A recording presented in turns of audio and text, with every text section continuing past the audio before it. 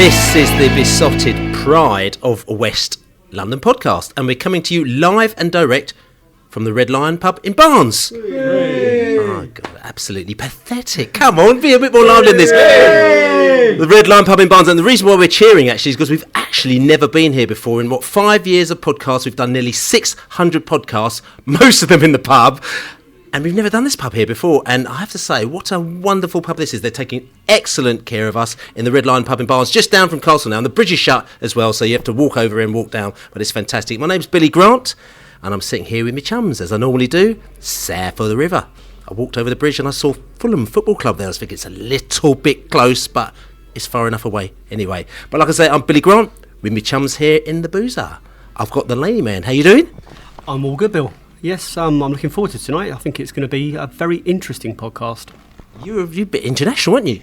Yep, I've been here, there and everywhere the last couple of weeks. I've been to Miami and I've been to LA and I'm back in West London. So I'm hopefully not going to go anywhere for the next week or so I can head up to Wigan on Saturday. So there's, California, Wigan. There you go. I'm sure it's twinned with Wigan, wasn't it? Yeah, it's variety is the spice of life and all that.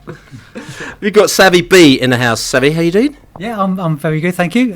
This is a bit of an old stomping ground for me, Barnes, because I used to go to college just up the road, but more of that later. But doing very well, thank you. And you're just in the middle of just formulating a new project as well. With the Brentford project, looks like it's going ahead, isn't it? Yes, we've got our funding from the National Lottery Heritage Fund, and we're doing an oral history of Brentford Football Club. Yay! Hey! So this is really quite exciting. We've got the opportunity to get a load of volunteers, people who are fans or not fans, or just people that are interested in oral history, and we're going to train them up, and they're going to interview lots of people related to Brentford Football Club.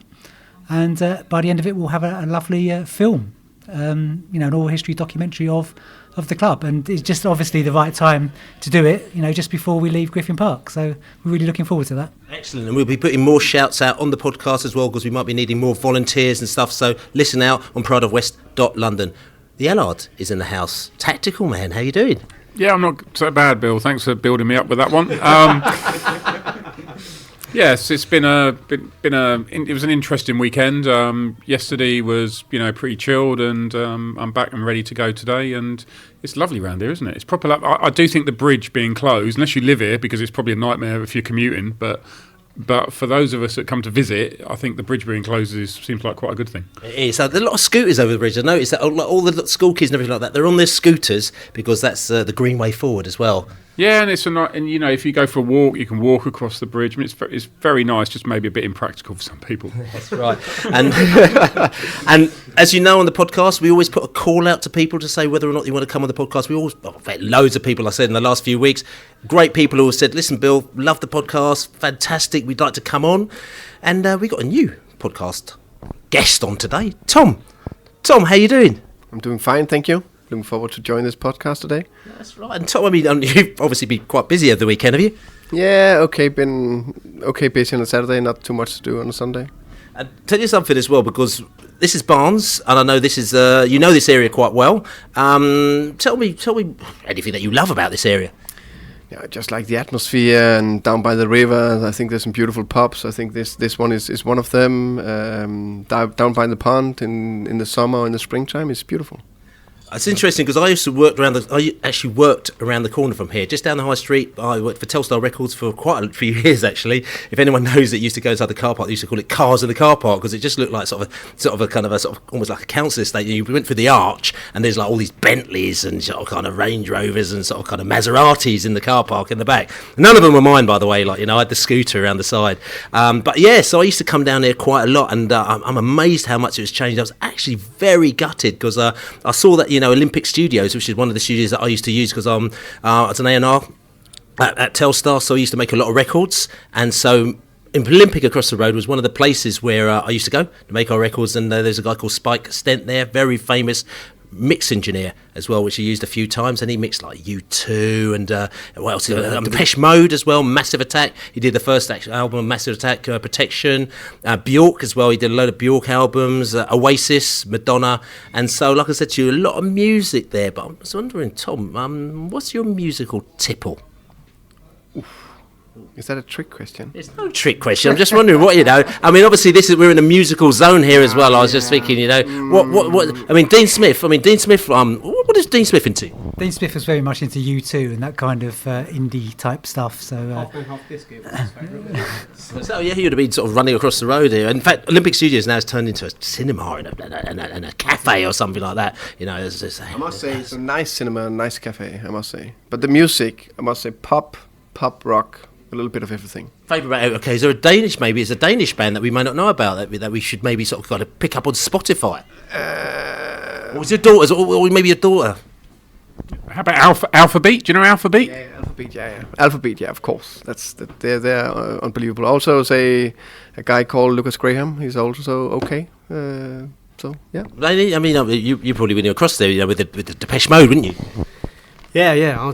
I was a big Depeche back in the day. Yeah, I've saw them all the way around the world. Yeah, they've still got a very big place in my heart. So you're making me feel old. So listen, we're going to crack on anyway because we've got lots and lots to talk about today. But it's a few things that I just want to flag up as well from Brentford FC perspective. Excellent news. Laura Falconer, who a lot of people may not know at Brentford FC, she's the head of football operations. This summer she's been nominated to this year's Blacklist in the practitioners category. Now, if you don't know what the Blacklist is, it was founded by Leon Mann, who I knew from back in the day at Kick It Out, actually. We actually went to Euro 2004 in Portugal together as well. And that's when he was at the BBC. And obviously Rodney Hines, who was at The Voice. And it aims to highlight positive practitioners in the football industry from the black community. So it's a big thing as well, and Laura has actually been given massive props. So that ceremony, I think it is on the 21st, I think it's of November. So fingers crossed, like I said, celebrating people who have actually done great things within football, within the black community. So tip my hat to Laura, she's done fantastically well.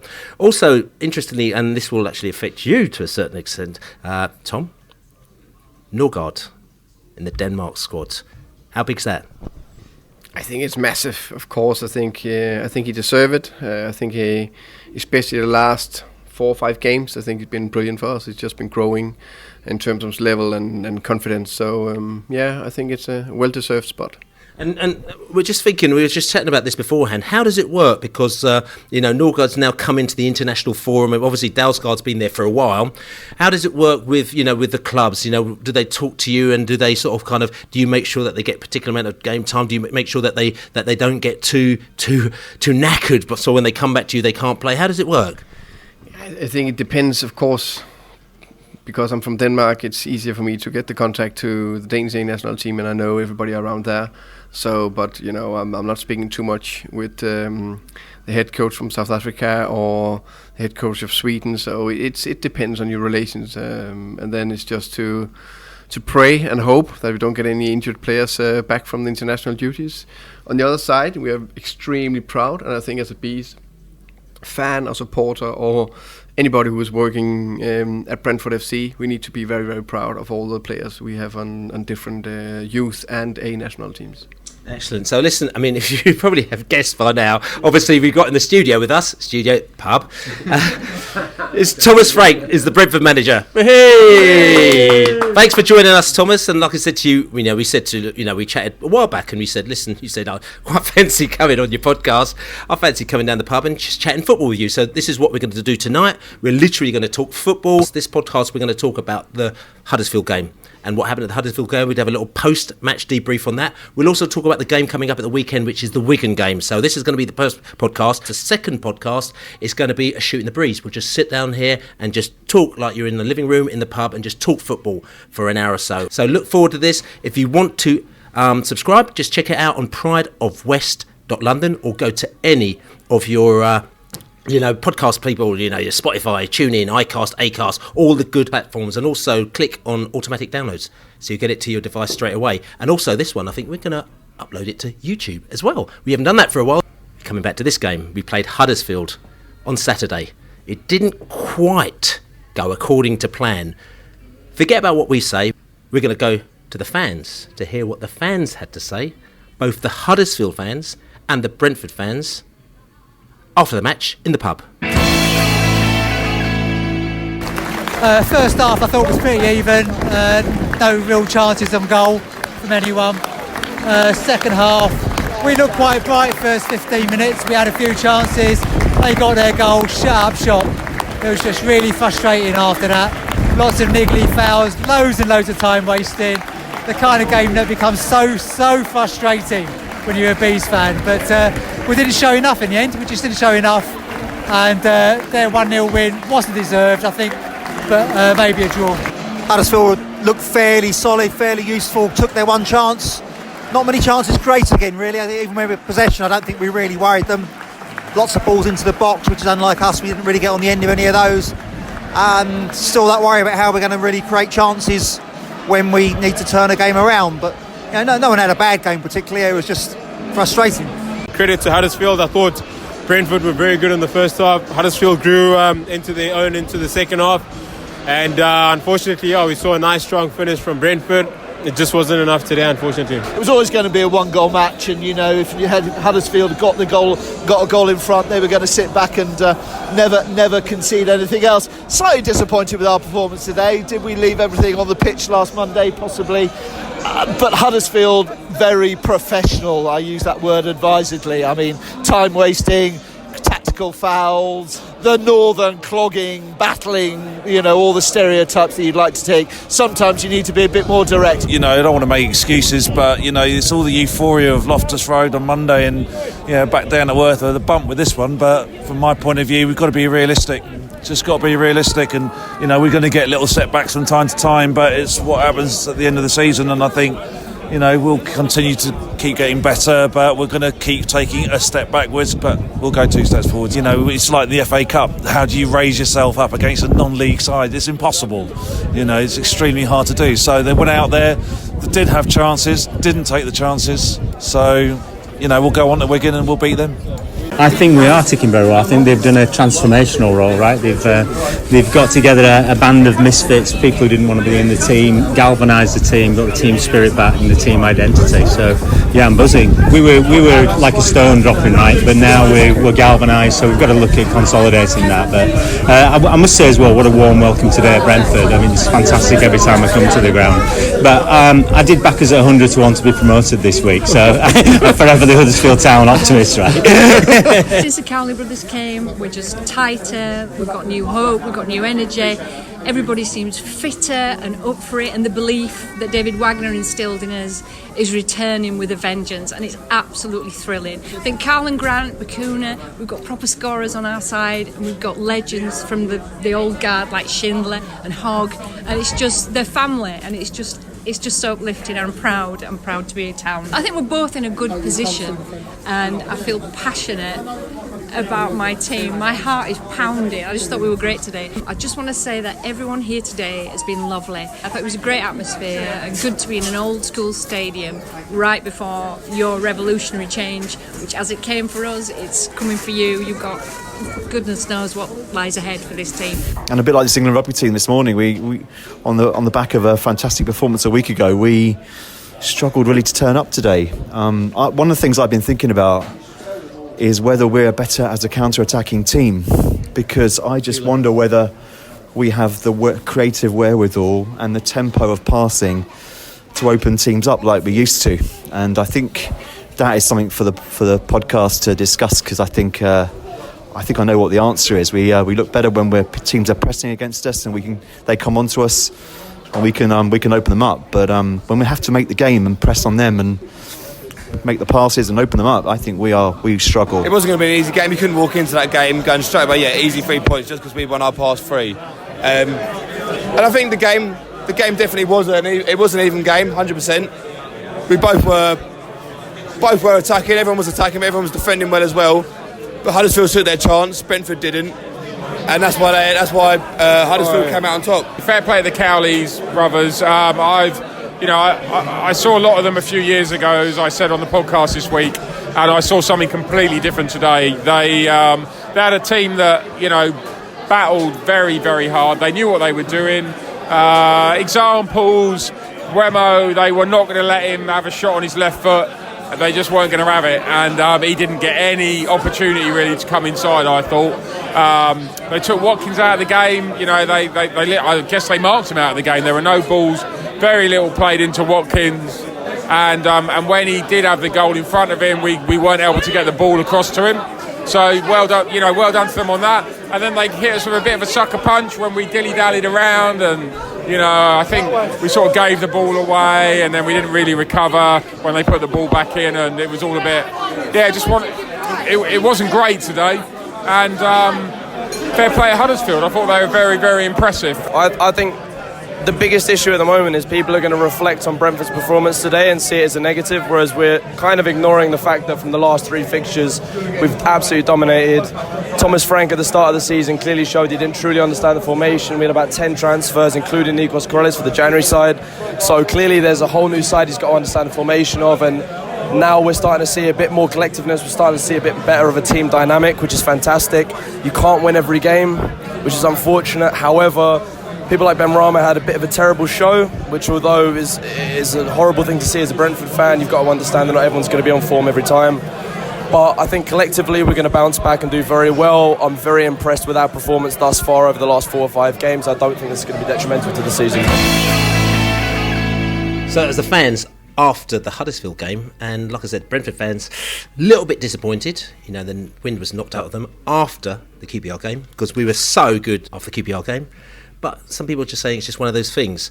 Thomas, I'll have to go to you. I mean, I know that you weren't particularly happy with the refereeing, were you? No, but I don't think he had anything to do with that we lost the game.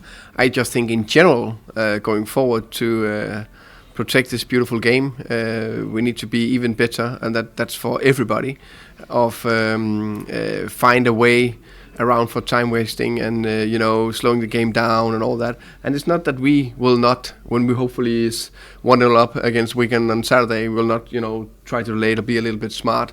But there's Huddersfield, they started doing it after the second minute. They tried to slow the game down and kick the ball away. Okay, then you're on a mission. So, but fair play. I always first and foremost look at us. What could we have done better? I agree with you. I think actually that we talked about today. I must say that one of the players, Luke Daniels, had a really good point. He said, because I always ask the players, what guys, what are you feeling after the game? And then he said, honestly, if we before these 4 games, we said you got 9 points. That's it. We take it any day. But now it's because we are doing very well. All of us have higher expectations. The fans, staff, players. And we're going into, not because we underestimated Huddersfield at all, because they did a top job. We just, it'd be so nice to keep the momentum. We've been playing so good. And we actually, I think, put a decent performance out there. Not a top.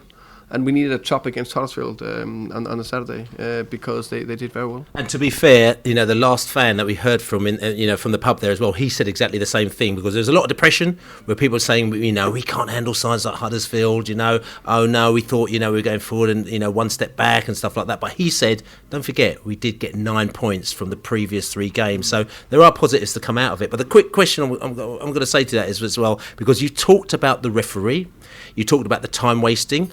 Some people will turn around and the Huddersfield fans say, well, you could do that as well. You've been known to do that as well. But do you think, you know the term shithousing, that you've heard of that? Yeah. Are we basically just not as good at shithousing than other teams?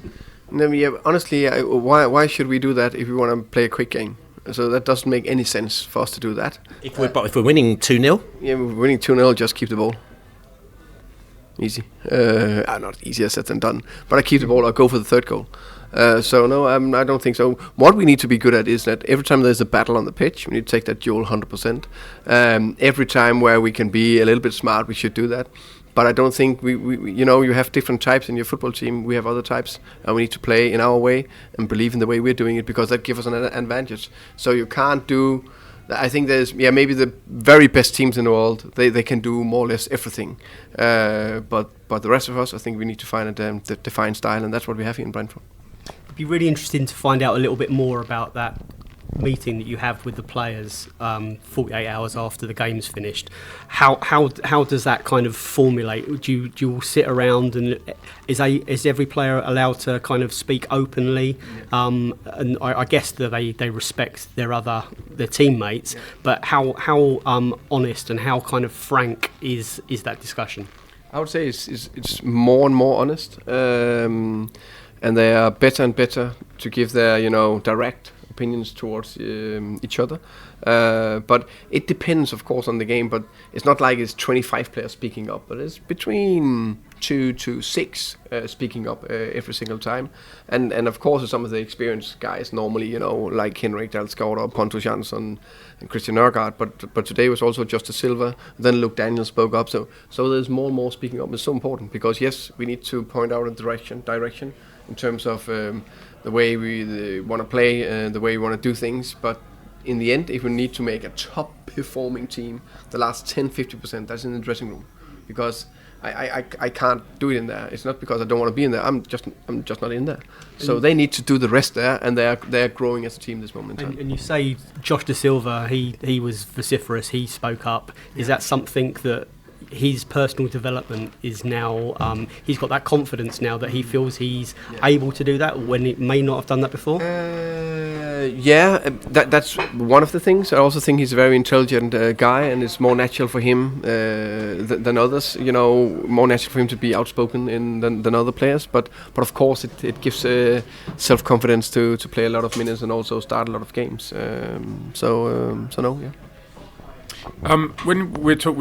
When we go back to the shithousing and people, there are a lot of fans who believe we should do it more. I'm kind of I'm with you, if I'm honest about it. I think you should just be better than that. How do the players feel? Do they think that actually it's about being better than that, or are some of them saying, actually we should learn some of these dark arts?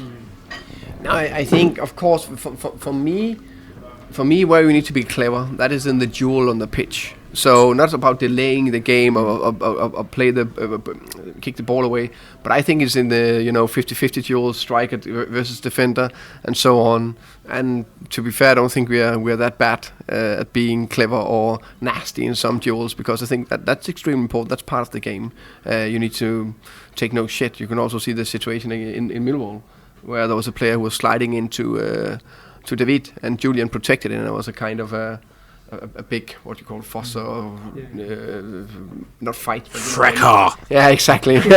And that's why we need to see a team protect each other, and we stood up for each other there, and I like that.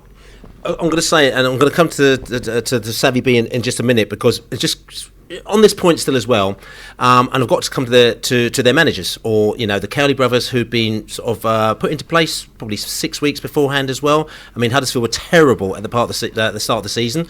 The Cowley brothers are known for playing a particular style of football, but obviously they're known for actually varying that up a little bit, and they've come to Huddersfield and they've actually put them on a decent track. Obviously they've done very well. Now, interestingly, after the match, they were very proud of what they've done. I mean, Danny Cowley said, "We set to outrun, outwork and outfight what was a very good Brentford team, and I think we were able to do that. We knew that they were a very good moment and that they played in a particular way. We had to disrupt their rhythm and fluency." And they said the team decided, it wasn't just me, it was the team. We had to press them really aggressively, and we jumped Lewis O'Brien up, pressed them, and Fraser Campbell and Brentford were never able to get into passing patterns, and we were able to unsettle them. So basically that was their plan from day one.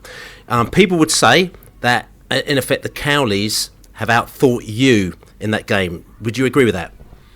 It's so easy afterwards to say that, because if you look at how many shots did they had at target, 2, I think. They had 4 shots in the whole game.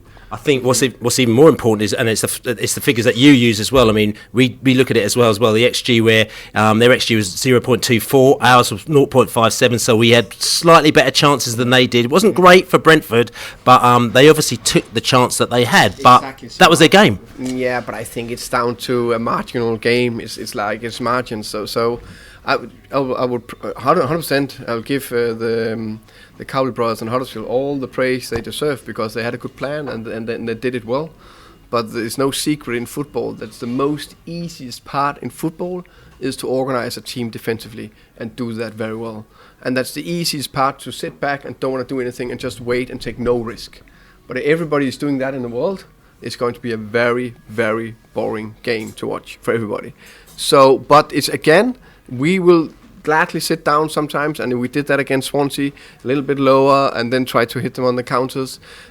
So I understand that, especially when you take over a team that are struggling, the first thing you should do is to organize the defense and they did fantastic from there. So it's just we believe in try to create the game, and that's just so much more difficult. And the very important thing is we didn't do it well enough. We just showing clips, so we showed, for example, 4 or 5 clips where we played around and produced crosses and we created some dangerous situations. And then we showed 3 or 4 clips where we played through the middle and just direct into their pressure and their plan instead of go around them. And then we showed again when we played around them and create opportunities. And in a game like that, you on another day it should have been 0-0, 100% 0-0, and it should be 0-0 against Nottingham Forest. Then we've been unbeaten in 8 games, and there'll be 4 or 5 top performers in there. And there's no team in the world, not even Manchester City or Liverpool, that just open teams up and for fun. I know they do it better, but that's the bit we need to work on, to do it even better, run more behind, be more clever and how we do it on the ball. And remember, we're still a quite new side together. I think it's quite interesting what the Cowley brothers said about the players have decided they have to go out there, they have to fight, and also Thomas said that the referee wasn't very good, and that was my frustration. The referee, there were some really bad tackles from Huddersfield in the first half, and I was saying to the people around me, if he books them, they'll stop doing it. But they just carried on doing it, and he didn't book anyone until the second half. They got 5 bookings. Yeah, and all in the second half, though, all quite late on, and all sort of dotted around the team. Whereas if he started to book, and as you were saying, there was time wasting really early on as well, and he should have just booked them. Then they stopped time wasting. The referee, I think, holds a lot of responsibility for that game. That he just didn't put his foot down early on. He just let them ride over us and play a really quite horrible game. We've seen that a lot in this championship, where clubs rotate their bookings. Like Middlesbrough were famous for it 3 or 4 years ago. They'd stop you playing. They individually, one by one, they take out your attacking players and take a booking, and they just stop you playing. So I agree. We don't want to be that kind of club. That's not the way the last 6 years we've been spoiled with some of the football we've seen, and I'm more than happy to see more of the same. And I was saying, I always look at it as a challenge. And for me and my players, it's like we just need to be better at what we are doing. And yes, we want to dominate teams even more than we did on Saturday. But if we got that, early goal, I think Said had a couple of chances. And if we score 1-0, we know they need to go forward. Bang, different game. That's why that first goal is so important. But we need to make it more clear, like against Derby or against Millwall, that yes, I know we are down 1-0 and 2-0, but first half you've been out 3 or 4-0 against Millwall. Derby, game over 3-0, but it's not, you can't expect to do it every single time. That's our aim, but we know exactly what we need to do better offensively on Saturday now. Yeah, just going back to Sad's point, it seems to me like I think this a lot is that some of the more skillful teams don't get the protection that they deserved to some extent in English football. It may be a bit different in other leagues. And how do you feel? Would you agree with that there isn't the protection that really some of the skillful players should get? I would say yes. I would be asking of the referees that, especially when not the time waste and all that. I know that's part of football, and teams and clubs do differently. So it's not. I'm not arguing about that. But when they don't protect the game or the skillful players, that if we were kicking down Esse from QPR, I'll be angry in a way, because we need to protect the skillful players. Of course, we need to go to him and maybe take a yellow card and stuff like that. I'm not. But if they don't protect the skillful players, I think we don't protect the game, because we all enjoy to watch the best players doing fantastic things. And it's interesting because we also, we gave as a big props from QPR. I mean, I know they're our local rivals. He did a couple of little skills, but I think we did very well in holding him down as well. It's interesting. We're talking about the Huddersfield game, but maybe we should actually hark back to the QPR game, because the Huddersfield game we've ended on a bit of a downer because we didn't beat them basically. But the QPR game, it was a proper up. I mean, I'm just wondering whether or not you think that the QPR game, which obviously you've been there for a few years now, you know how important it is for the fans to win that game. Obviously it's Mark Warburton, who is the ex-Brentford manager as well, so there's a little bit of a situation there where both sides obviously really wanted to win that game as well. And then you've got the players who you've got Peter Gillen basically say you need to win that game, and if you don't win that game, it's just going to be really bad. So there's a lot of pressure on you to win that game. You've won it. Do you think it might have taken it out of you for the Huddersfield game? No, I just think it was a completely different game, and it was a completely different game we faced according to the last 3 games, especially the last 2, and on the day, for whatever reason, we didn't have the freshness, quality, decision making, or the answers to the question Huddersfield asked us on the day. One fan made a very interesting point. I'm going to come to Laney in a bit as well. But you need to remember the food is ready. So and the food is ready. I know, but we're going. But listen, we need to talk about this game. Then we'll come on to the food. But you know what I'm saying? Listen, I'll tell you something. My man's focused on one little. You have got a focus. You know what I'm saying? You can see you're siloed. So food moment is going to come in just a minute. And very good food here as well at the Red Lion in Barnes as well. Fantastic pub. They've taken great care of us. But coming back to this as well, I'm just going to say that there's a very interesting point. They were saying that they felt that Brentford, over time, and it wasn't being negative, but his just thoughts were better as a counter-attacking side than a team that actually breaks teams down. So if we have to counter-attack, say against Swansea or a team like QPR, we're much better than that, than somebody who comes in and we have to break them down. Because that's always been an issue, even when Dean Smith was here beforehand, and it seems to still be an ongoing issue. Do you think? Similar to what we talked about before, I think the most difficult part in football is to break teams down, keep 11 players behind the ball on their own half or own third. That's almost impossible. Even when we train in training and playing 11 against 6, it's very difficult just to score a clear-cut goal or create clear-cut chances. So that's the most difficult part. I think actually we have the style of play and the players to do it, but it's an area we need to constantly improve on and be aware of. And another thing, and you can put it out there if you don't know, haven't had that yet, our offensive set pieces this year has been a disaster, and that's down to my responsibility. And we need to do that better, because one set piece goal can open up the game. And then we know it's very difficult to handle us. Again, we're going to ask about that as well, because set pieces, we were talking about on Saturday, have been a complete disaster and been completely different to before, where obviously initially our set pieces were terrible, but then we brought in set pieces coach 1 and 2, and we had all sorts of different people involved, and we were very creative in that area. I know we had a set piece coach last year, but has he left, or things just changed, or is it the new players? No, he left in the summer, and we just replaced him today, actually, with a new set-piece coach. So hopefully Saturday on Wigan, no pressure on the new guy. We are back in normal standard. So did you see anything in training today that something you thought, that's really clever? No, because we didn't train today. Yeah, okay. But tomorrow I will say yes, it's really clever. That's right. Just pretend I'll ask that question tomorrow. This Huddersfield match. I mean, Thomas, I'm just going to say. I mean, just looking at the way that the game panned out for Brentford, the strengths of the Brentford, we stole the ball often from the opposition. But our weaknesses, we are poor at finishing, and we committed a high number of individual errors. Interestingly, Huddersfield, their strength, they stole the ball from the opposition as well, like stealing it from each other. Like, here you go, no, you can have it. Oh, you can have it as well, But they also lost possession often, committed a large number of individual errors, but also they were very aggressive. So it seems that their aggressiveness was the difference between the two sides.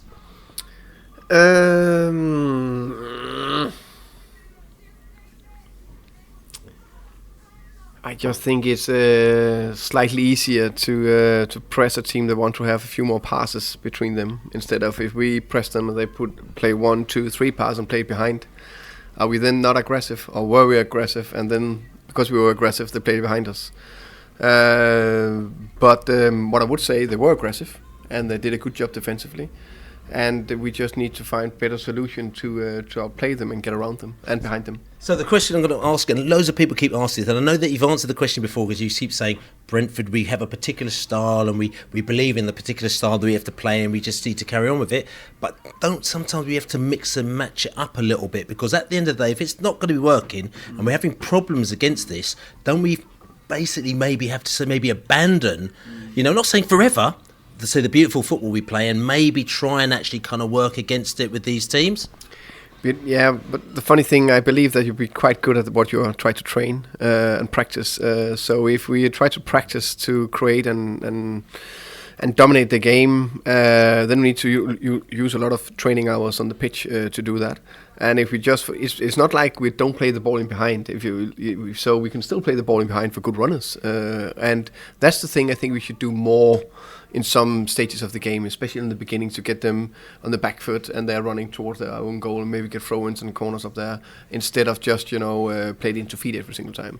But that's the balance with, types where some of them are very creative, like Brian Mbeumo and Said Benrahma. They can run in behind, but I love to have it into feet. So we need to balance that different types in the team when we're playing. Well, we spoke on the podcast after the Millwall game, and we said how that was an example of where carrying on doing what we do paid off. We didn't start pumping it long and stick Pontus Jansson up front trying to win headers. We carried on playing our disciplined style of football, and we got 3 goals, and that gave us a huge shot in the arm for the fixtures that followed. I think, obviously, in our 6 seasons in this championship, we've seen that winning 3 games on the spin is really, really difficult. Winning 4 games, I'm not saying it's impossible, but the teams at this level are good. There are no rollover games. If we were playing the bottom team on Saturday, possibly, you'd expect the win. But is it a case, Thomas, that we were really... we were going to run out of steam at some stage, or not really? The funny thing, we spoken with the players about do everything we could to make that win number 4, because we thought that would be a big statement. We haven't done that in 4 years in Brentford, so that would be really nice to get that statistic ticked off. So it's a bit of it's a tricky one, I would say, because I think you say it very, very clear that the difference in teams in this division are so small. They're so small, different styles.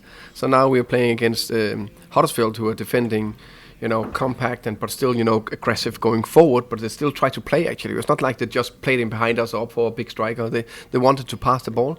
Now we're going to Wigan, where with Kiefer more on top, and that's a different game. So they will also pass it, but they play slightly more direct, and they are a big threat on set pieces.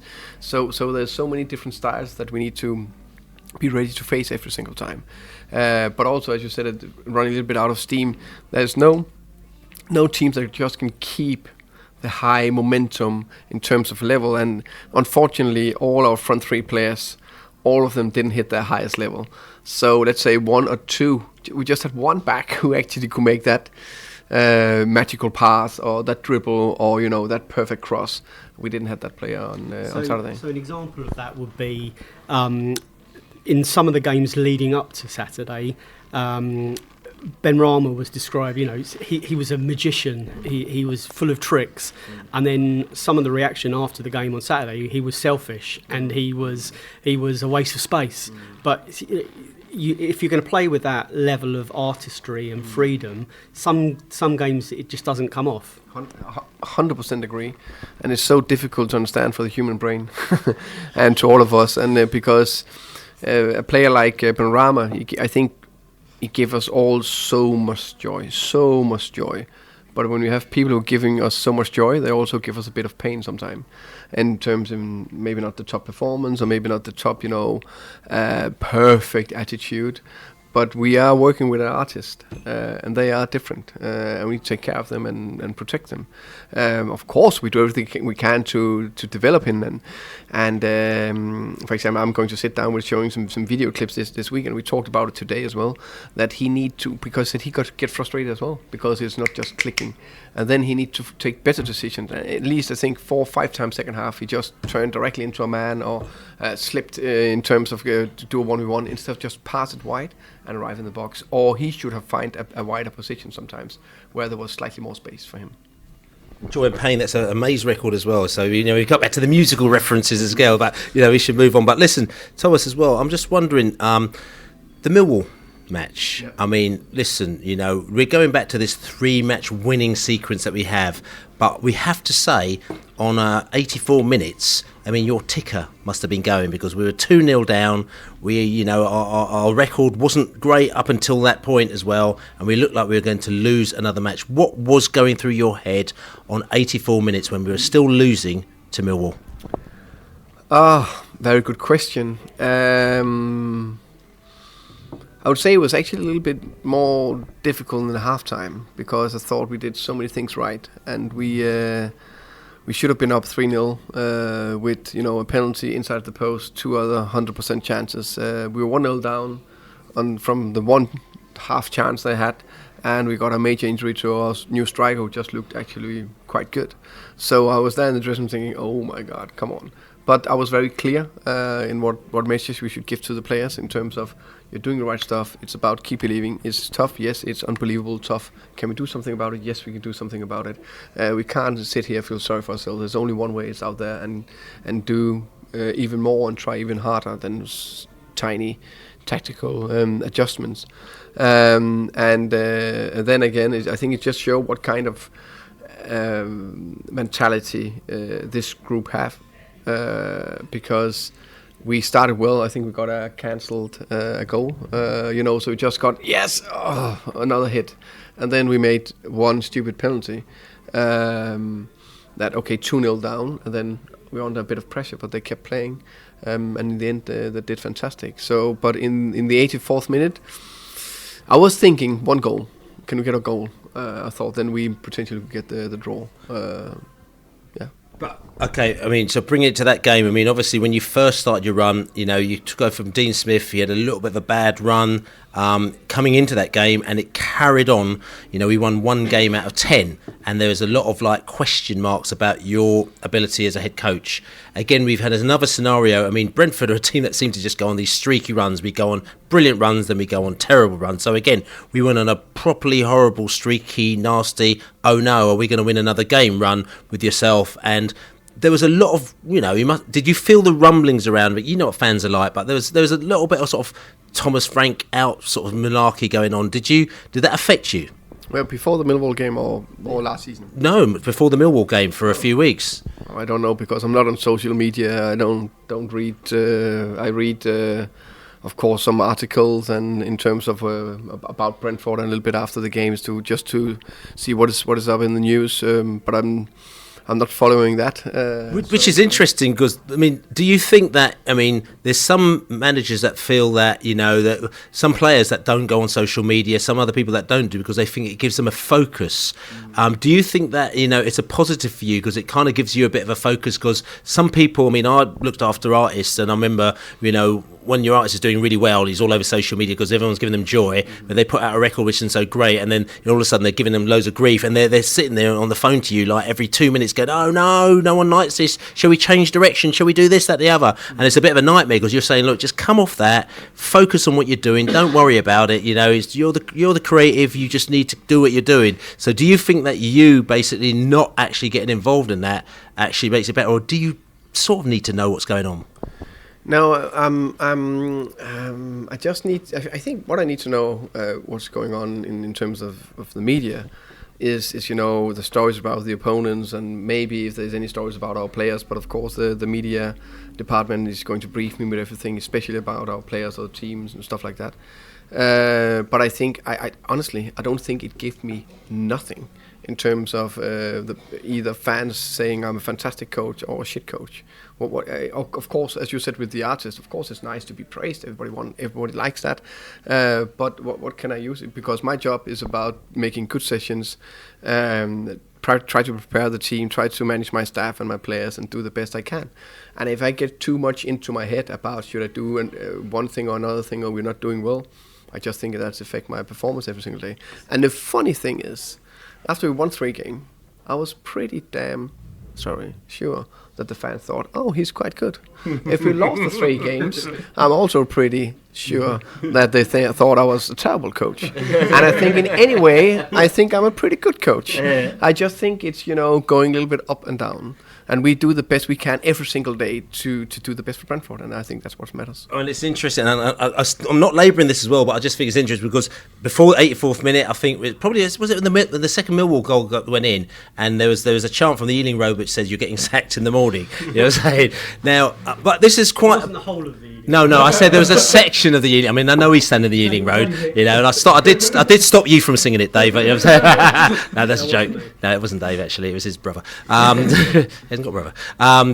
But no, there was a section of the Ealing Road that's singing "You're getting sacked in the morning." Now, listen. The first thing I have to say is that fans have the right to say and think whatever they have to, and obviously, the fans last longer than you as the manager, the chairman, all these other people that come in and out of the club, but we're there forever. And at the end of the day, is that all fans really want is success or to have a good time at football. So so there's chance that I'm getting sacked in the morning. But what is an interesting point with something that we've discussed amongst ourselves and other fans is that we're different at Brentford.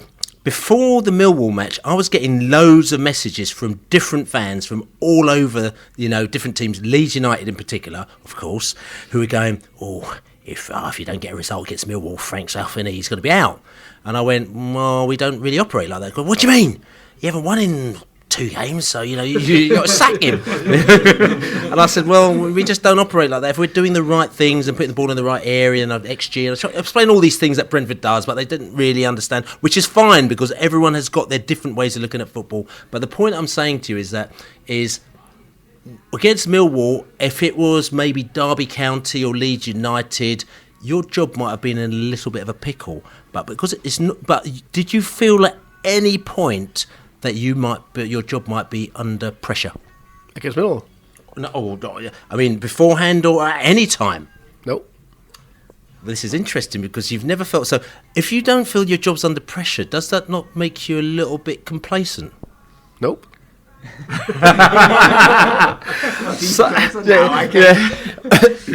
Of course, it's simple. Going a little bit back to the fans, I would say I have the biggest respect for, of course, especially all the Bees fans, massively, because they are so huge and so big for us. It's just, and of course it's important that if they like us or like me, of course I appreciate that, and I think that's important and all that, but I can't do too much about if they like me or not, because I need to do my job and what I believe in. I'll do everything I can to get them a lot of joy, and I will do what I can to interact with them, and that's why we're going around to the pitch and clapping and thanking for the support, because I think that's important, and so important they're loyal to us. But we just know how this world is how this football world is, because no matter what I do, even if we make the dreamland and getting promoted after 1 or 2, 3 losses in Premier League, he's not good enough, get him out. So it doesn't really matter in a way. I want to do everything I can, and I really want to create the best relationship with all, but there will always be some. Of course, I know we're not talking about everybody, but there will be somebody that want me out. So either there'll always be like a 50-50, where no matter what I do, 50% will always, like me. And then no matter what I do, 50%, I can step 1 step too far to the right, and they will be, come on. So that's the way it is. There's 2 things there, really, which I say it's really important, and it's brilliant that you do that. No matter whether we win or whether we lose, you come to the home fans, or you do the lap, and you kind of thank the fans for being there. And I think that's really, really important. Equally, you know, when you lose, that must be quite difficult to go there and clap, because you're sometimes you might get some crap back at you, but that's football, yeah. And secondly, the point I was going to ask you, has there been an instance, whether a home or away, where you've thought this is literally incredible? I've got a wall of fans there. Obviously it's going to be a victory, but is there one moment in your time at Brentford so far where at the end of the game, you've felt euphoria? Yeah, that must be, of course, Millwall. So I know I would say Millwall and the Bolton game, because I would say that, of course, I'm not. We have a fantastic club, and I think that's one of the reasons why Brentford is sustainable, especially because of Matthew Benham and Rasmus Ankersen and Phil Giles. They are in the top of the what do you call it? The leadership, or the top of the. What do you call that? Yeah, on the top. The way that they approach the game, the way they think about the game, forward thinking. Exactly, those three are crucial, but also the staff we have around this club is unique. So there is such a big possibility and sustainable,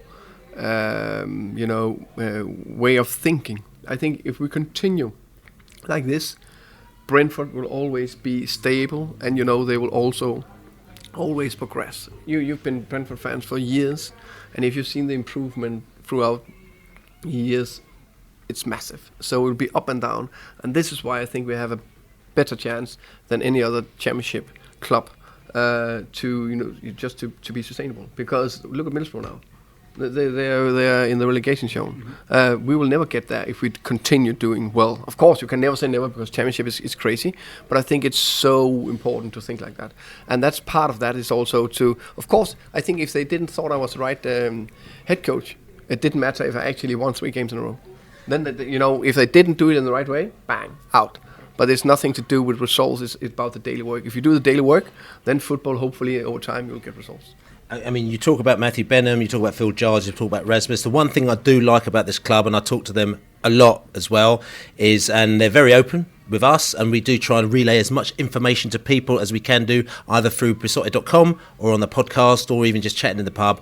But what they'll do is that the one thing I like is revolutionary. I like people who are revolutionary. Change. I know football doesn't like change, but I like the fact that it's change if it's positive change, okay? So they try and be revolutionary, but also the other thing that they do is that if they've made a mistake, they put their hands up and they say they make mistakes. So even though Marinus was he was a lovely bloke, he's a really, really, really nice bloke, but it wasn't right for Brentford at that right time. But we tried a move post-Warburton where we were trying to flip the switch a little bit and try something different. It didn't quite work out. They put their hand up and said, actually, we probably got that wrong. And there's other things that they've said we got that wrong. We might have to make a change here, which I think is quite good. I'm just wondering for yourself, are there anything that you could actually say now in retrospect that you've put your hand up and say, I got that wrong?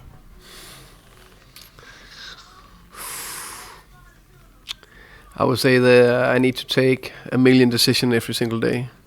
And even that I have White House potential, which is 98 right position during a day, I must say I probably do a little bit more mistakes than only 2% during a day.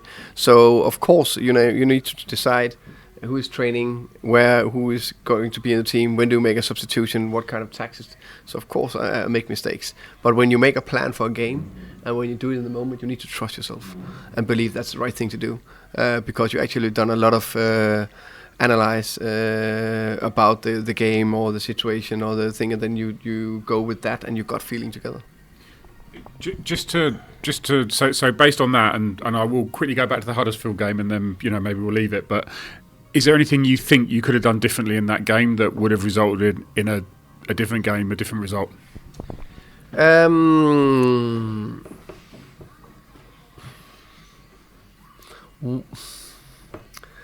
It's always so difficult, but one couple of things I was thinking was, could have played it, or ask of the players, especially in the beginning of the game, play a little bit more behind them. to get more situations. That could be one, to be more firm on that message. The funny thing, I think we start well second half. I think the 15 minutes, I think we start well. We are close to get that goal. Then they get the goal. That changed the dynamic. And then they could have done this 2 subs quicker, maybe, because we actually bang straight after we're talking. Maybe that decision making in 1, 2, 3, 4 minutes maybe is taking too long, and then it takes 3 or 4 minutes before they come on. So that's the thing. No, the one thing actually afterwards was maybe going forward. We did change the formation, but be slightly better in second half in terms of what we're doing when we're rushing. Where do you get this sense of self-belief? What in your past has given you this kind of confidence? It's not an arrogance. It's clearly not an arrogance, because you're a thinker. You're not someone that's going to say I'm right no matter what. But what's happened in the past that's given you this kind of just self-belief? I don't know. Actually, it's quite funny because that's a very good question. I don't know. It must be, I don't know, maybe something where I was growing up, my mom and dad gave me something, because I was not, particularly a good footballer or particularly bright in school or particularly, nothing. I think I was pretty good with people. I've always been that. I've been really good to get the right people around me, and actually could how can you say that? Interact with all people. It doesn't matter if it's the queen or the lowest worker. I just walk into them and talk. I think that's one of my biggest strengths, I would say. And I don't know. I think when I look in the mirror, I see a lion instead of a cat. So. And how was the queen? I'm not right. My wife say I'm crazy, but yeah, exactly. Oh yeah, just I've got it.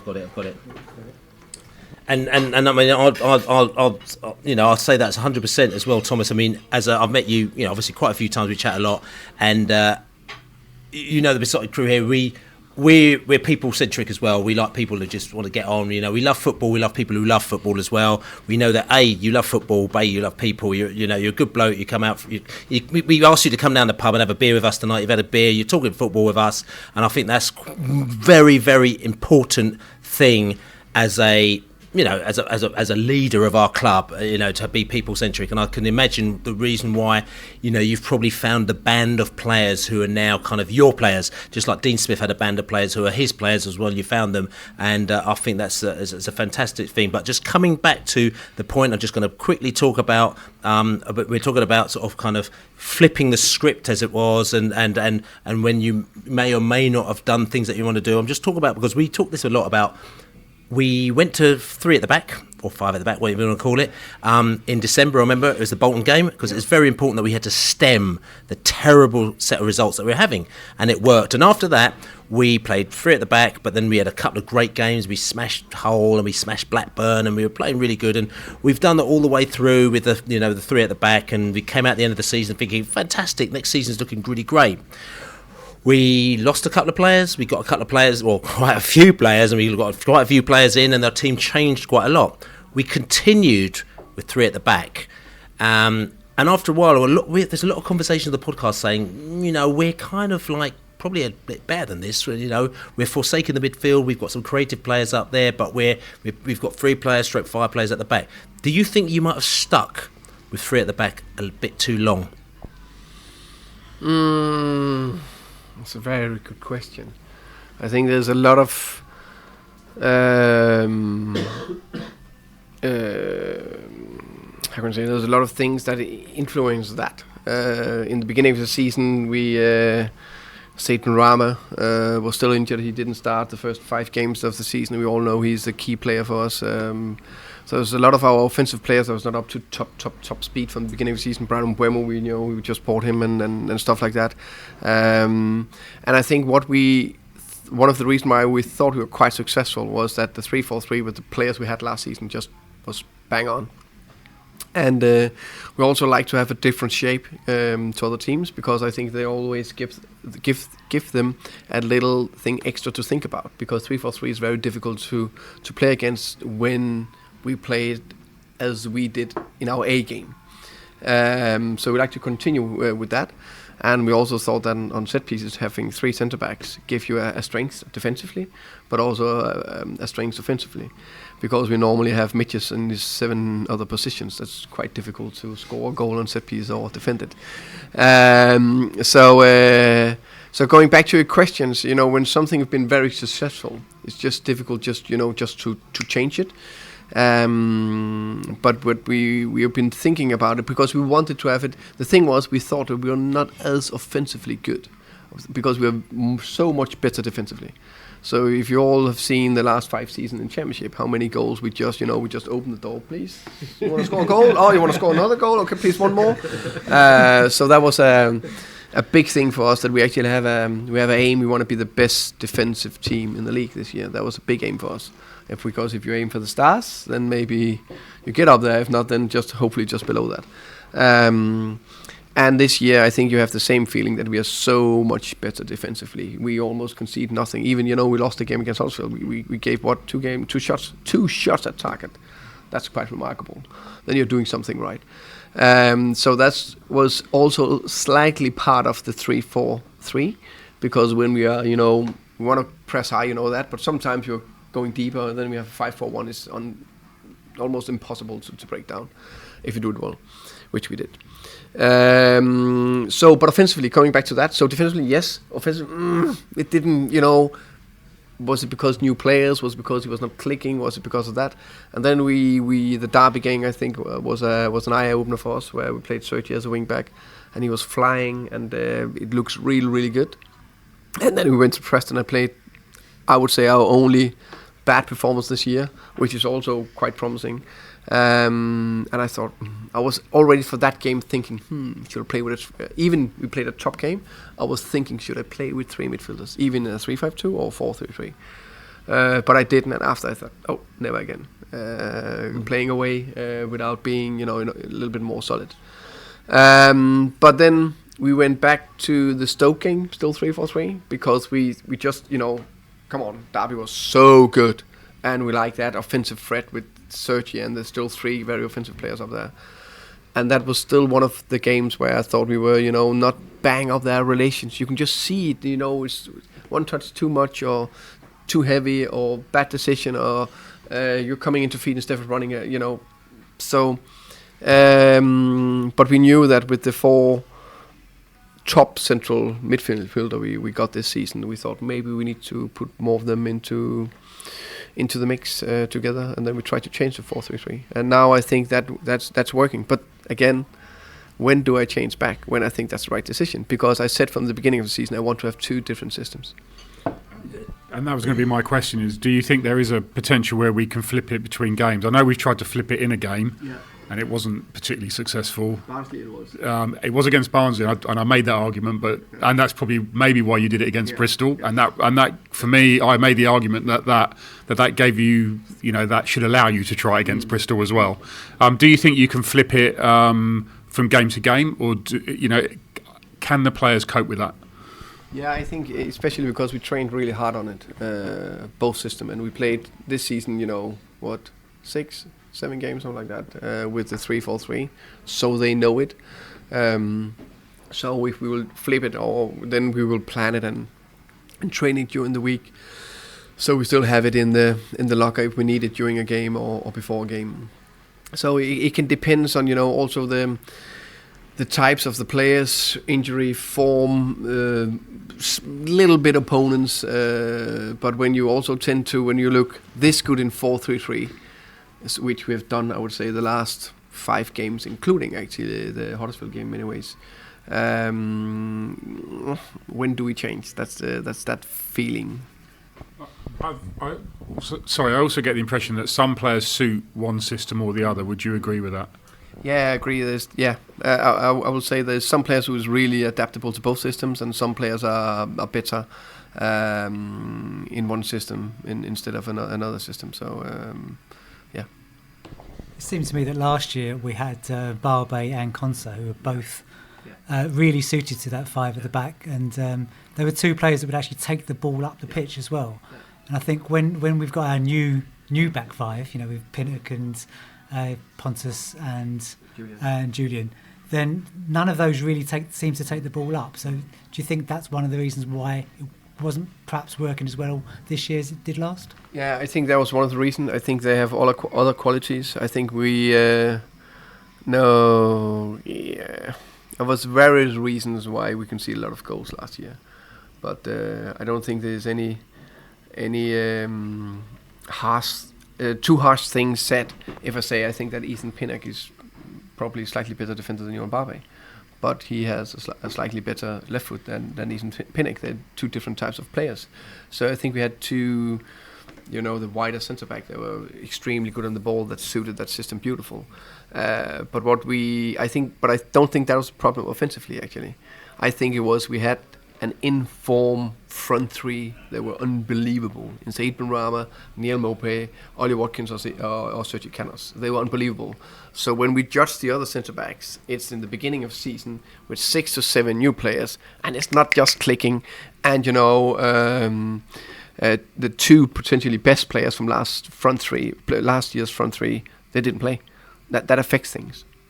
And how important has the change in goalkeeper been? Because I don't want to slag off Dan Bentley, but it was clearly a need to change things at the back. Raya came in and he's kind of got Teflon gloves. He catches everything. He's really not a Teflon. Teflon's non-stick. He's got the opposite of Teflon. The opposite of Teflon. He's got super glue. So, but he's come in and he's really made that position his own. No, I think first and foremost we need to thank Daniel Bentley for 3 top seasons. I think all of us loved to have him here at Griffin Park. Yeah, he was unbelievable great, and I just think that some players just came to a stage where he was searching for a new opportunity and a new challenge, and we thought, okay, it fits. And then luckily enough we had a good recruitment department, and we've done our job well, and found a top keeper, and I think he done fantastic so far. I think actually he's maybe top 3 in the league. Indeed. So listen, be great chat here about the Huddersfield game, about the games that we won as well, because we didn't leave on a downer. The QPR game, the Swansea game, the Millwall game as well, and good to have Thomas Frank in the studio here now. But listen, we've got a game on Saturday. We've got Wigan. We're going up to Wigan, who are quite good at home. They're not so good away, but they're not too bad at home as well. So we're going to go to Wigan, but when we go to Wigan, we're actually going to hear from a Wigan fan. Adam Pendlebury from podcast Progress with Unity. He's going to tell us all about Wigan and their team. He might talk about Brentford as well. Hello Billy, hello Brentford fans, and in particular hello Mr. Frank. Hope you're all well. This is Adam Pendlebury from the Progress with Unity podcast. Been a Wigan Athletic fan since 1987. Seen my team at the bottom of the Football League, the top of the Premier League, and of course winning the FA Cup in 2013, but we don't mention that too much. Roller coaster of a ride being a Wigan Athletic fan, and that brings us on to sort of last season. We were definitely a yo-yo team going into last season. We'd had 2 successive relegations, but we did steady the ship, and we stayed up quite comfortably in the end. We only lost 1 of our last 9 games. I guess the chalk and cheese really, the home form was fantastic, only lost 4 games all season, but yet we only won 2 games on the road. No explanation for it really, must be psychological because we set up sometimes in exactly the same way. But all in all, I think we've got to be quite pleased. We had some notable wins, some really good performances. We beat Aston Villa 3-0, of course got promoted. We beat West Brom, who were in the playoffs. We obviously won at Leeds, who were also in the playoffs. So all in all, I was quite happy with last season. Enjoyed watching the brilliant Reece James. Of course, he's gone back to his parent club, Chelsea now. But just a joy to actually have him here and watch a player I think I'm sure will go on to bigger and better things, probably with the England team. So on to this season.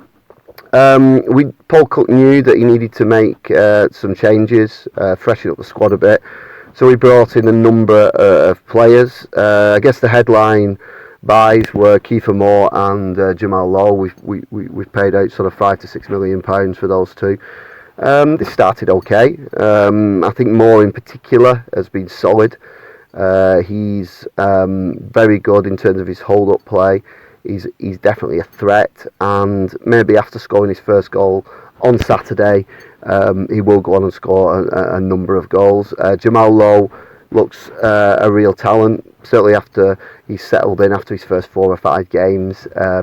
He looks like a threat every time he attacks. He has got a few tricks in the locker as well, and quite an exciting player to watch. At the back we brought in the very experienced Charlie Mulgrew, which I think was a major transfer coup for us. He's got a cracking left foot and obviously reads the game very well. Anthony Robinson, he'll be one for you to look out for on Saturday. He's a very fast left back. Was on loan with us last season, and we've made that deal permanent now from Everton. Also arriving from Everton is Joe Williams. Be interested to see what your manager thinks of Mr. Frank thinks of him, because for me he's been our star player this season. He does remind me a little bit of a kind of a Jimmy Bullard. He's got lots of energy. He's good in the tackle, uses the ball very well. And of course, needs no introduction. We brought in Lewis McLeod from Brentford. I'd noticed that he hadn't made a lot of appearances over the last few years. And I thought that might be the way it would end up with us, because he played the first game, picked up a niggle, and then we didn't see him again for about 6 to 7 weeks. He got back into the team against Nottingham Forest, had a really, really good game. I think brought the best out of Joe Williams. And in the last 3 games, he's played alongside Sam Morsey and Joe Williams in what you class as 3 traditional centre midfield players. And I think he's been very important there. He just sat in front of the back four, wins the ball and uses the ball quite well. I don't think he's going to be one of those that chips in with a lot of goals, but for me, so far, very useful addition to the squad. David Marshall in goal, no-brainer for me. I think he was always going to be a solid signing at this level. He's got lots of experience. We brought in Sterling on loan from Chelsea. He's played the last 3 games. Again, anyone comes through the Chelsea academy is going to be a decent player. So yeah, in my view, Paul Cook and the recruitment team have improved the squad. I think with a little bit more luck, we could have been much higher up the league. You look at our league position and think that we're struggling, but I'm sure Mr. Frank will agree with it, that he scouted us against Swansea, that we were by far the better side. Yes, we don't have the possession figures that many sides in the Championship will have, but we do play a nice, attractive style of play. We just like to get it into the final third quickly, but it's not a case of just launching it into the box. We do use our wide players, Gavin Massey and Jamal Lowe. Our fullbacks try and get forward as much as possible. And basically that's kind of the job of our 3 midfielders. They get hold of that midfield. I think they've got hold of it really well. And they do get that ball out wide very, very quickly. We're not a side you're going to see playing the ball around a lot at the back. At times the goalkeeper will kick direct, because we need to have our possession up the field really. So I think it's a guarantee on Saturday that Brentford will have more of the possession. As I said, we do like to get the ball wide quite a lot, and that probably culminated in us winning lots of corners. And I think that's where we've been a really big threat. I mean, obviously when you've got players like Kiefer Moore, Cedric Kipper, who's come back into the team recently, and of course the brilliant Shea Dunkley, who's got 5 goals already this season, which from a centre back is absolutely amazing. I think our particular strength for me is that I see that we're organised at the back. We don't concede many goals, particularly at home. And I think a side will eventually be on the end of a battering for Wigan, because it's just getting that confidence in the final third. Really, that's what we need. got a few players, like I said, Lowe and Moore, who are big threats. If they could just get a couple more goals, get that confidence level up, I think we can certainly kick on. Unfortunately, it's been a bit of a 50-50 with Paul Cook. I think mainly because of the away form again. I'm certainly in Paul Cook's camp. I think he's a manager who is learning. I think he's been very good tactically recently. He's tweaked his midfield a bit, and moved it around a bit. And I think it's been a lot better because we are getting more control now in a game. And despite being big spenders in transfer fees, we second biggest net spend. We're still in a position where we can't pay out the wages that other sides can, so we can't get that natural 25 goal a season player, and we've got to maybe look at other ways of opening up teams really. But from my view is that we've got to stick with Paul Cook. I think he's a manager that can take us further up the table. Where he can take us, I think at the start of the season, football fans were always optimistic, and I thought, maybe we could get into the top 6. After what I've seen this season so far, I'm predicting that we will finish in the top half of the table. Hopefully, from our perspective, that starts on Saturday. But clearly, I've watched Brentford in a number of away games this season, and they have looked very good. So it's going to be a tough game for us on Saturday. But I think possibly we might get the narrowest of wins by 1-0. So I'm not going to be very popular amongst your team, but I am an optimist, and hopefully we can go on and kick up that table. So I wish Brentford the best of luck for the rest of the season. Last season at the old ground. Apart from, of course, the 2 games that they play against Wigan Athletic. In a dream, maybe we'll both be up there pushing for the top 6 when we play in one of your last games at the old Griffin Park. Okay, so that's it from me. Enjoy your podcast, and hope you enjoy the game, and safe travel up here on Saturday. Cheers, bye-bye. So that was Adam Pendlebury from PWU Podcast in Wigan, and one of our chums as well. And like I said to you, they come down, they have a good few beers, we go up there, have a good few beers, and also he keeps tabs on what's going on with Brentford.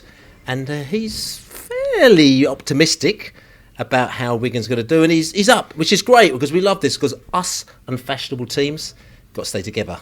Teams like Brentford, teams like Wigan, as they say. As Leeds United would say, you got to beat teams like Wigan, but we still have to hold our ground. As you must feel that as well, Thomas, mustn't you? You go to places like Leeds and they expect to beat you. We should be beating teams like Brentford. How does that feel? What do you say to the team? When you go in the dressing room. Of course, we sometimes use the crowd or the history of the other club, or the pressure they're under for whatever reason. I would say when you go to Leeds, is we don't have to say anything, because the crowd in the stadium is just amazing. So they will always be on it, and we actually have a not a quite good record in terms of winning up there, but in terms of performing up there, we've done quite well. I will say. But against Wigan, we know it's going to be an unbelievable tough game. I think they done quite well. They will say, but we're in the bottom half. But I watched some of their games. I think they played against Bristol City. They should have won that one 100%. Watched the game against Swansea. They should have won that as well. So they're a very difficult side to play against. In terms of they play different not in different, but they can play. They have different variation in terms of breaking teams down. They can actually have 15-20 passes in a team. They can also play very direct up to Kiefer Moore. So it's going to be a good challenge, and we know they're very good on set pieces. I mean, Wigan good at home, very poor away. I think they've only had 2 away wins. I'm just wondering how, again, I mean, you can't give away all the secrets, obviously, but the fact is that, you know, Adam's come on here. He knows that you were going on the podcast. He's told us lots of things. He knows that you would have scouted Wigan intensively. So it's not as if he's giving anything away. But I'm just wondering, what do you do to prepare for a match like this? First and foremost, I did what we need to fix last year, our away form. So that is much better. Unfortunately, I did something with our home form. So that is not as good this moment in time. So if we keep performing as we have done so far away from home, I think we'll be pretty good. But of course, we watch games, clips in depth about Wigan, and we know that they will be on the front foot, and they will try to hit us in our weak areas, and especially playing to their strength, because they will put more crosses in, and they will play slightly more direct, and they will try to get a lot of set pieces and think they can beat us there. And you say play direct. I mean, looking at the stats as well, just traditional stats, you know, normally the away team, you know, Wigan 40%, and the home team 60%. So they seem to give a lot of the ball, but what they do, they seem to kind of play with the ball, get the ball in there very quickly, in effect. So how are you going to combat that? I mean, again, you can't give it all away, but you've obviously got a plan for that. No, I think it's quite interesting. I think it can be quite a similar game to when we played Preston, hopefully not the performance, but the type of football we're going to face. And actually, if you look a little bit back, the performance in that game, then how many shots did we give away in that game? Does anybody know that? 4. We gave 4 shots away in an away game against the current leader of the championship, and they had 2 on targets, apparently the 2 goals. So they scored after 3 minutes, which meant that we needed to chase. So we knew they would be very aggressive and they would put ball behind us. But what we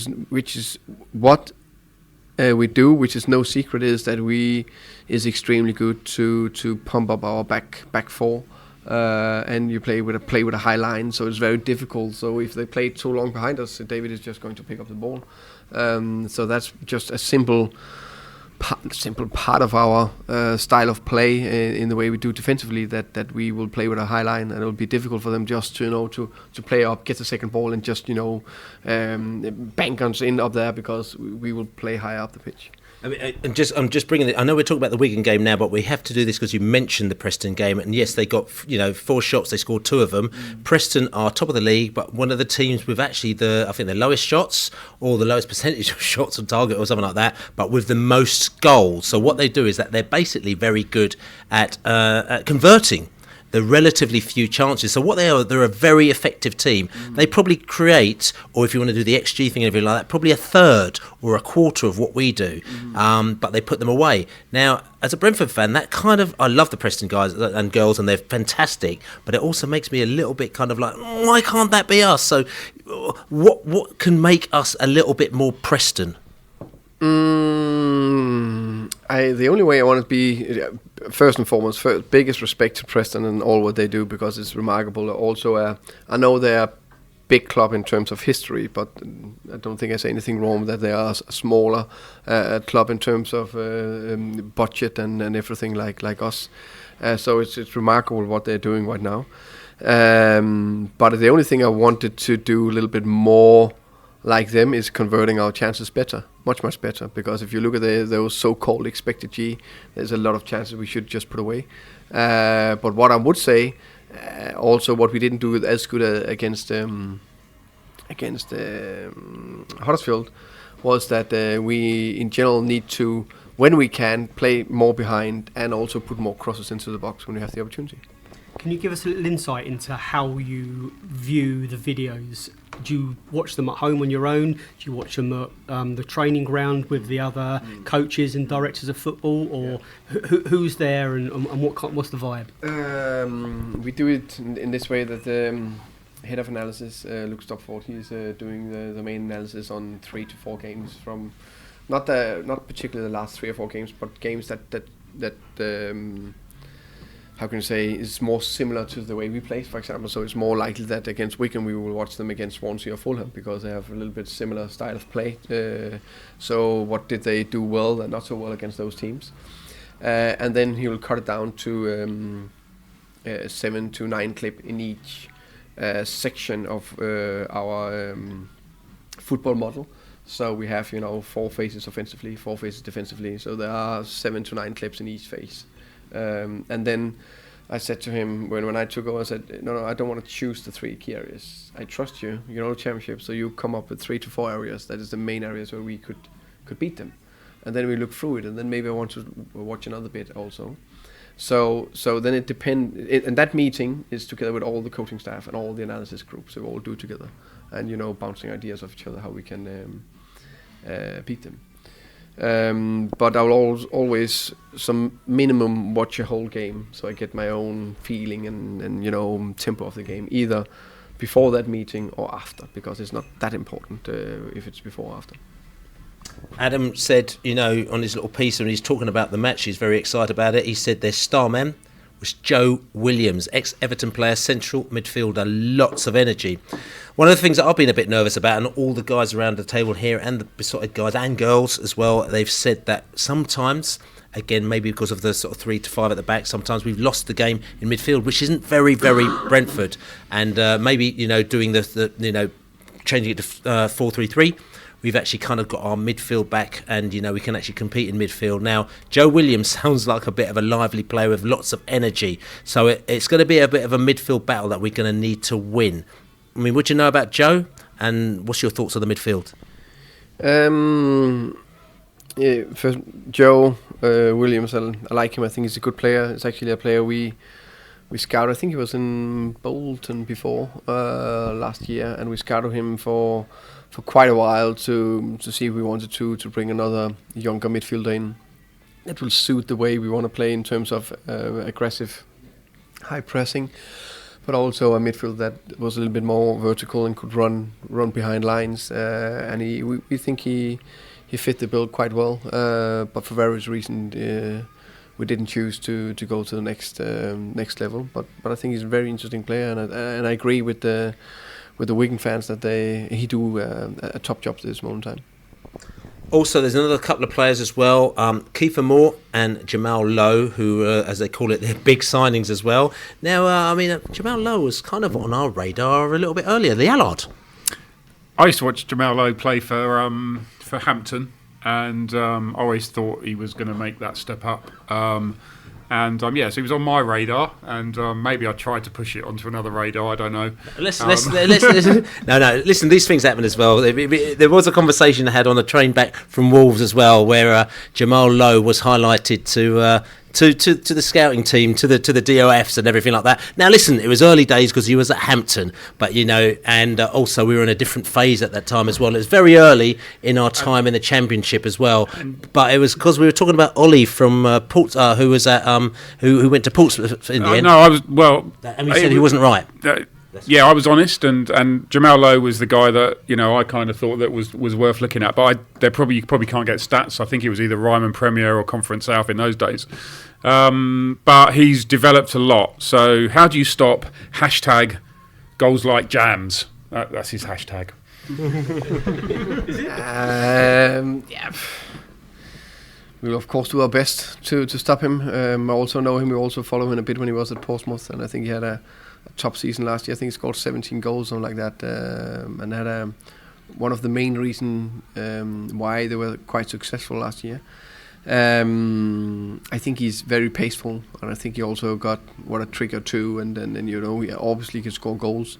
So we go a little bit more into depth with the key players and talking about the strength, especially to the fullbacks if they're playing against him, but also sometimes we need to double up on these players, or we know that the first time they're going behind, or they're always coming to feed, or they go to the left, so all those kind of details we use before the game, of course.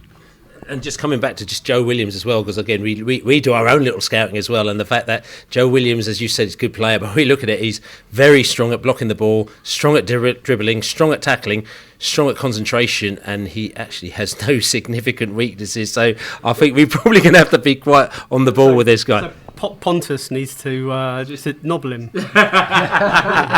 quite early on in the game. But lady, now I was going to say that Pontus Jansson, he's played a huge part in shoring up that defence.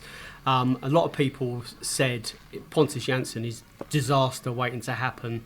His attitude at Leeds was questionable at times. What's your experience with him at Brentford? You know, it was a very, very surprise signing for a lot of people. What kind of effect has Pontus had on the training ground? First and foremost, I really don't understand how anybody can question his attitude. I think it's been absolutely spot on in terms of players, staff, fans, everybody who worked with him around the club. He's top class. So yeah, I think he's been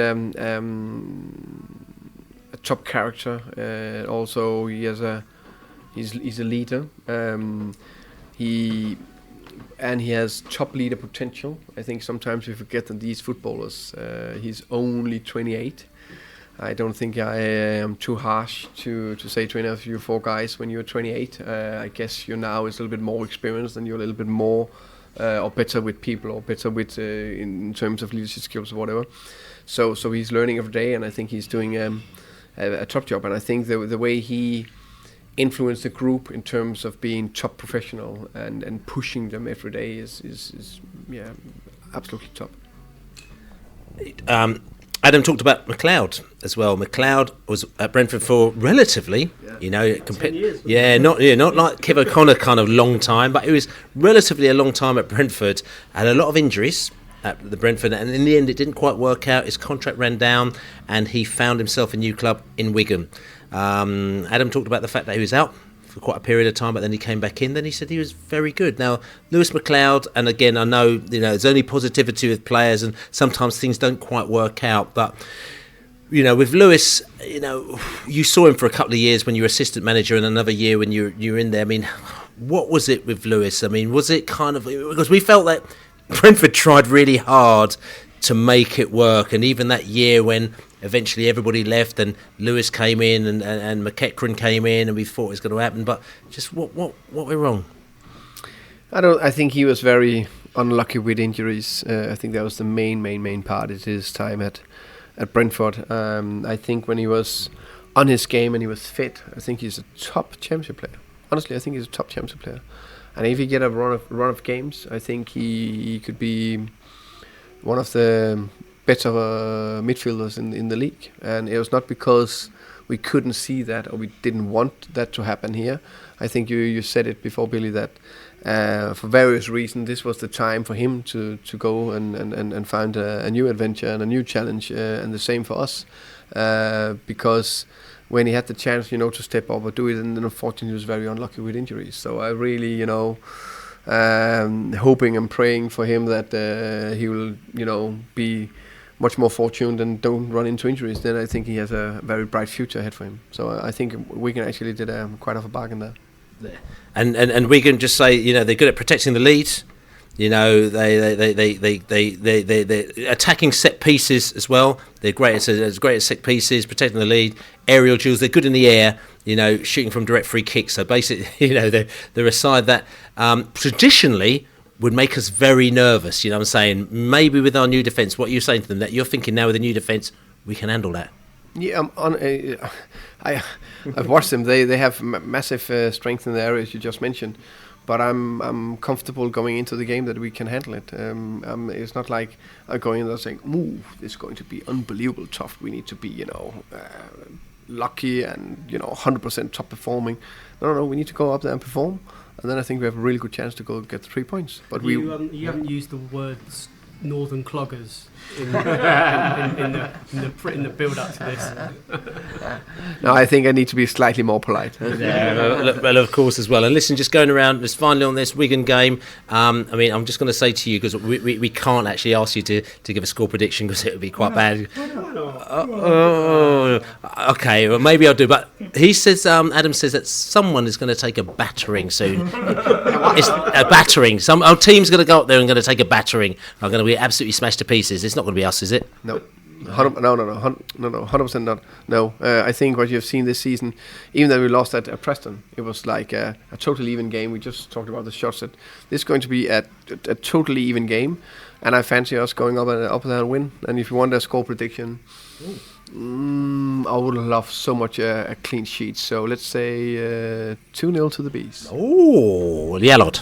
I know Wigan get most of their points at home rather than away. There's some sort of stat that they've scored. They've had about 5 or 7 points on away games in a year or something, and all the other points have been from home.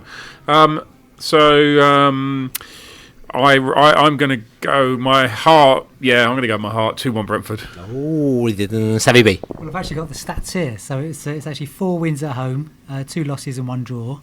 And away from home, it's 6 losses and 2 draws, which is pretty awful. But I think that we are a very good away team, and they've got to come out at us, and that suits us. So I think 2-1 Bees. Oh, Elaney. I'm going 3-1 Bees. Oh. If we score 1, we score 3. That's right. And for me, I'm just going to go nick it 1-0, just keeping it very... On a set piece. On a set piece, yeah, of course. A set piece that we haven't scored all season, pretty much, you know what I'm saying? Yeah, because the set piece coach has just come in. Yeah, that's right. That's a new coach, yeah. He's got PowerPoints and all sorts going on, you know what I'm saying, on the coach up to the game. So, but anyway, listen, this has been the Beesotted Pride of West London podcast. It's been absolutely fantastic. But I'll tell you something, it's not all over, because there's going to be a part 2. You just check prideofwest.london. Part 2 is going to be out on Wednesday, the 14th, I think it is, or Wednesday the 13th. Is that Valentine's Day? Of November. There's no love in this one at all, you know what I'm saying, as well. So you'll be able to check that out. If you listen to it later, just go out, check out prideofwest.london, or go to your podcast platform and check it out, because we've got more coming. We're inside the pub. They've been taking great care of us. This is the Red Line in Barnes, as we say... Come on, you bees! Come on, you bees. Come on, Thomas. How do you say it in Danish? Kom nu, bierne. Kom nu, bierne. Kom nu, bierne.